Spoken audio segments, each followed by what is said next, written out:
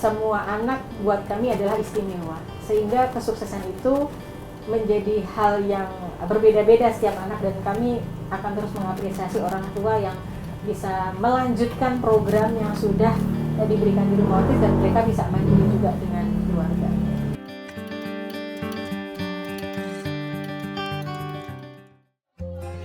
Ambil airnya jalan. Di tengah hiruk-pikuk dunia yang sering kali tak memberi ruang bagi mereka yang berbeda, ada sosok perempuan yang memilih untuk berhenti lalu mendengarkan. Ismu Nawaroh, atau yang biasa dipanggil Isti, bukan hanya seorang ibu, tapi juga seorang pendidik bagi anak-anak dengan spektrum autisme yang kerap terpinggirkan dalam diam. Dari hati yang tulus dan harapan yang sederhana, lahir sebuah tempat yang kini menjadi rumah. Rumah yang tak menuntut kesempurnaan, tapi menerima sepenuh jiwa. Rumah Autis.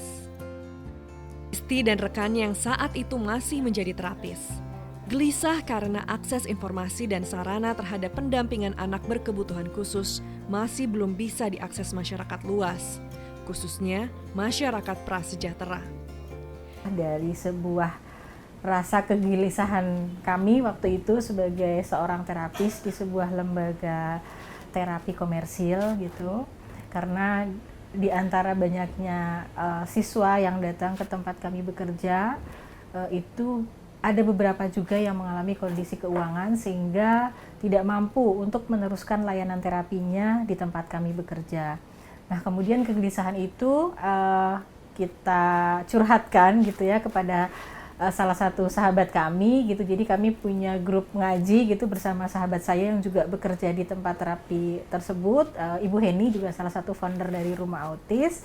Kami menceritakan kegelisahan kami itu, kenapa ya banyak sekali anak-anak berkebutuhan khusus terutama autis yang tidak mampu dan tidak bisa melanjutkan terapinya di tempat kami gitu saat itu. Kami mencoba membantu memang, tapi dengan segala keterbatasan akhirnya kami tidak bisa melanjutkan bantuannya karena memang secara kode etik kami dilarang untuk memberikan layanan terapi ke rumah oleh pimpinan kami saat itu. Dan kemudian setelah kami ceritakan kepada sahabat kami, karena kodarullahnya sahabat kami ini memiliki suami seorang jurnalis gitu ya, dan juga seorang pendakwah, yaitu Ustadz Deka Kurniawan yang saat ini menjadi ketua yayasan di Cagar Foundation gitu. Jadi kemudian cerita itu berlanjut menjadi sebuah diskusi-diskusi panjang, dan kemudian kurang lebih sekitar 5 bulan itu kami memutuskan untuk mendirikan Rumah Autis, tepatnya di 9 Desember tahun 2004. Di Rumah Autis,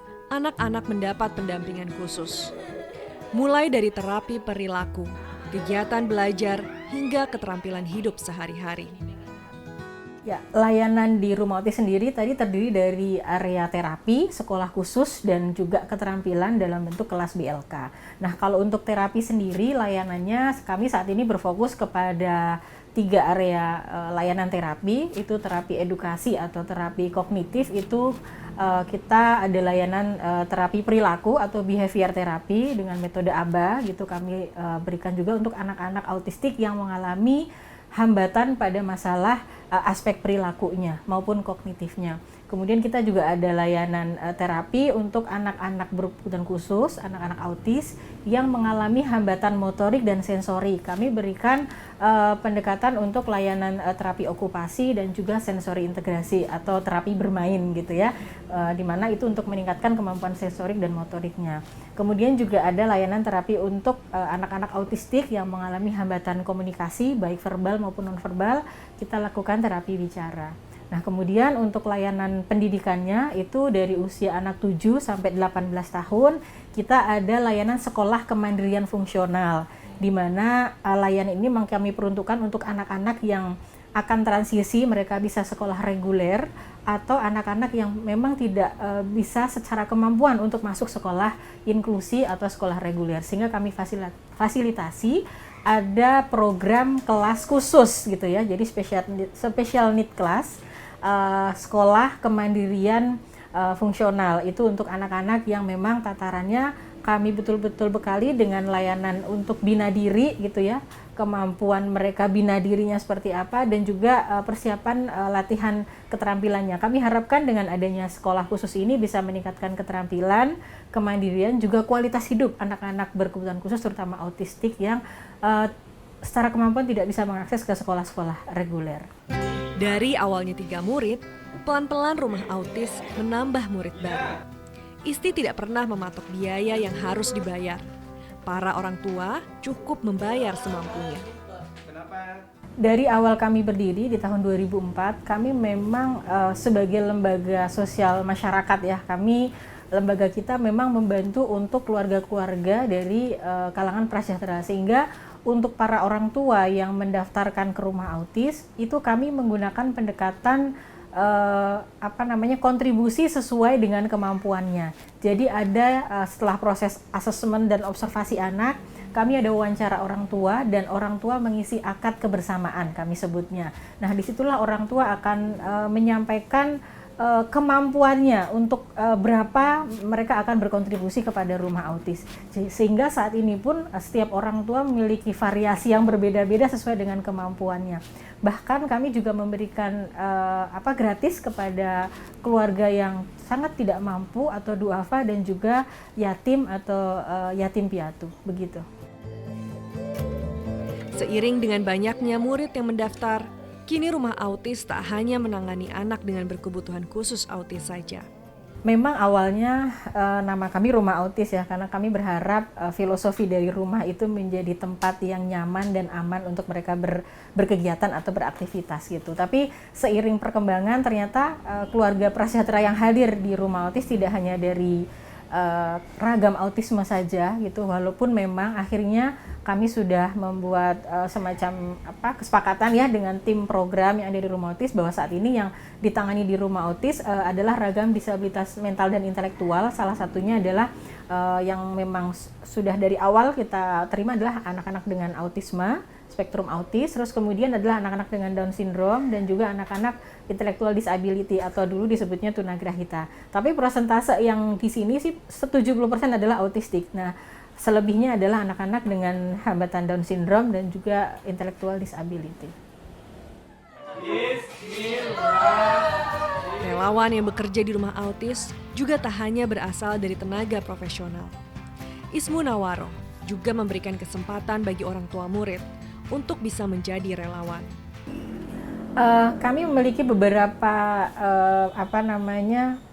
relawan gitu, ada relawan profesi yang memang mereka memiliki profesi di bidang penanganan anak-anak berkebutuhan khusus gitu, mungkin dari psikolog, terus kemudian juga dari profesi terapis perilaku, ada terapis bicara, ada terapis okupasi gitu ya. Ada juga relawan yang memang kita hire dan kemudian kita didik dan kita training untuk menjadi SDM yang kemudian kita tempatkan di cabang-cabang di rumah autis begitu. Tapi memang kalau secara kondisi tunjangan atau gaji ya memang tidak sama gitu ya dengan lembaga-lembaga terapi komersil ya. Jadi mereka juga dibayarnya dengan standar rumah autis gitu ya.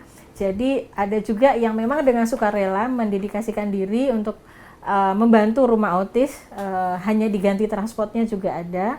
Ada juga yang relawan inti yang mereka memang setiap hari ada di rumah autis begitu. Jadi sistemnya adalah sistem tunjangan sesuai dengan kompetensi yang dimiliki oleh para relawan tersebut. Anak saya penyandang autis dan kita coba untuk terapi. Awalnya membantu anak saya sendiri, tapi berikutnya saya ikut di barisan rumah autis untuk membantu teman-teman penyandang autis yang lainnya. Mungkin karena keterbatasan ekonomi dan saya merasakan sendiri begitu berat menangani anak penyandang autis, anak saya sendiri akhirnya terpanggil untuk membantu orang tua yang lain ikut barisan di rumah autis. Yang membuat saya mendorong untuk tertarik di mengajar dunia berkebutuhan khusus ya, pertama saya bahwa ini adalah sebuah tantangan buat saya gitu kan, karena ketika sebelumnya saya belum tahu bahwa dunia autis seperti ini gitu kan, akhirnya terasa tertantang dan ingin belajar bagaimana sih tentang menangani tentang anak-anak autis gitu kan, mengajarnya. Dalam perjalanan membimbing anak-anak berkebutuhan khusus, tantangan terberat yakni proses penerimaan dari orang tua. Jika orang tua belum menerima, perawatan autisme akan sulit. Tingkat pengetahuan orang tua yang mungkin belum belum cukup lah ya untuk bisa mengimbangi ataupun bersinergi dengan sekolah, dengan guru-guru ataupun dengan terapisnya. Jadi mungkin orang tuanya masih belum belum paham bahwa pendidikan anak-anak ini harus holistik, dari sekolah juga, dari rumah juga harus sinergi gitu. Itu. Lalu juga mungkin yang ketiga masih dukungan masyarakat ya yang masih kurang, mungkin untuk memberi kesempatan kepada anak-anak berkebutuhan khusus ini untuk bisa istilahnya berkarya ataupun ikut andil dalam kegiatan-kegiatan di masyarakat, itu masih belum banyak. Dan tantangan terbesar kami adalah saat ini adalah begitu banyaknya siswa yang harus kami tangani, bahkan mungkin di beberapa cabang harus ada waiting list, dan itu keterbatasannya pada relawan atau SDM profesi yang kemudian terbatas di setiap cabang-cabang kami, sehingga kadang-kadang anak harus waiting list dulu karena ruangannya terbatas, atau anak harus waiting list dulu karena relawannya atau SDM-nya tidak ada, dan kadang-kadang itu kan menjadi satu hal yang terus berkelanjutan dari tahun ke tahun. Kami terus mengupayakan supaya kami bisa membantu banyak keluarga gitu ya. Tapi kembali lagi bahwa kami juga memiliki keterbatasan. Keberadaan rumah autis bukan sekadar tempat belajar, tapi juga harapan baru bagi masa depan anak mereka. Waduh, nggak bisa bilang. Saya bukan mengada-ngada, Pak. Sangat bermanfaat banget untuk orang yang mendapatkan anaknya bermasalah gitu dengan kebutuhan khusus ini gitu kan. Soalnya dengan adanya rumah autis ini bisa meringankan gitu kan. Ya, terutama yang saya rasakan, kalau umpamanya nggak aktif, mungkin sama dengan sikap-sikap teman-teman yang ketemu di rumah sakit, mau diapakan anak saya ini. Nah, itu kan pergi buat ongkos saja nggak ada, apalagi bayar terapinya. Kalau zaman Siham pertama umur 2,5 tahun itu paling murah itu 250 per jam. Minimal 6 jam per minggu, bayangin Pak. Nah, itu kan. Nah, kemudian ya ketemu rumah autis, ya alhamdulillah gitu kan, bisa bertahan gitu kan. Setiap hari mungkin penuh keharuan ya ketika kita bertemu dengan para orang tuanya atau bertemu dengan anak-anaknya ya. Karena ketika melihat perkembangan yang sekecil apapun pada anak-anak dengan autistik itu sebuah kebanggaan sendiri bagi para gurunya, bagi terapisnya, bagi para relawan, apalagi bagi orang tuanya.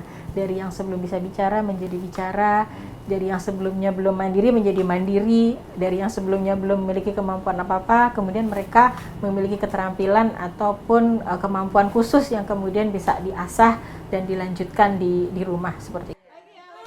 Perjalanan Ismunawaroh tentu tak mudah. Namun semangatnya untuk terus menghadirkan layanan terbaik bagi anak-anak istimewa ini tak pernah padam. Buat Ismunawaroh, rumah autis adalah bukti bahwa cinta dan kepedulian mampu membuka jalan, memberi ruang, kesempatan, dan masa depan yang lebih baik bagi anak-anak dengan autisme. Saat ini mungkin isu autisme sudah cukup meluas ya, karena jumlah penyandang autisme di Indonesia juga sudah cukup banyak gitu ya. Harapannya semakin banyak orang-orang yang bisa memberikan kepedulian dan penerimaan yang baik bagi para penyandang autisme di masyarakat. Jadi harapannya inklusi bukan sekedar tagline, tapi inklusivitas harus dibangun bersama-sama. Kami berharap keberadaan anak-anak istimewa ini bisa menjadikan inspirasi bahwa mereka juga adalah anak-anak yang memiliki kemampuan khusus ya, yang juga harus dilibatkan dan bisa berpartisipasi dalam segenap aspek kehidupan.